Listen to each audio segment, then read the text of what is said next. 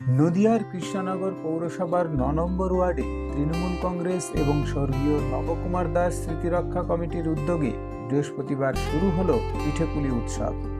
জানুয়ারির ২ তারিখ থেকে ৭ তারিখ পর্যন্ত চলবে এই উৎসব, যেখানে বাংলার ঐতিহ্যবাহী পিঠেপুলির স্বাদ উপভোগের সুযোগ পাবেন দর্শনার্থীরা।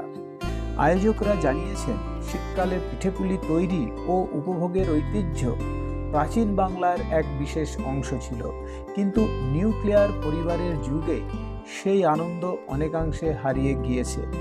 নতুন প্রজন্মকে পিঠেপুলির ঐতিহ্যের সঙ্গে পরিচয় করিয়ে দিতে এবং সেই হারানো গৌরব ফিরিয়ে আনতেই এই উৎসবের আয়োজন। উৎসবের শুভ উদ্বোধন করেন নদিয়া জেলা পরিষদের সভাধিপতি তারান্নুম সুলতান আমির। অনুষ্ঠানে উপস্থিত ছিলেন তৃণমূল বিধায়ক কল্লোল খাঁ, শান্তিপুরের বিধায়ক ব্রজকিশোর গোস্বামী এবং অন্যান্য বিশিষ্ট রাজনৈতিক ব্যক্তিত্বরা, যাদের মধ্যে উল্লেখযোগ্য হলেন রীতা দাস, অসীম সাহা, জয়ন্ত সাহা, মল্লিকা চ্যাটার্জি, আবুল হোসেন বিশ্বাস, অয়ন দত্ত, সুমিত ঘোষ এবং মিলন ঘোষ। বেলুন উড়িয়ে উৎসবের আনুষ্ঠানিক সূচনা হয়।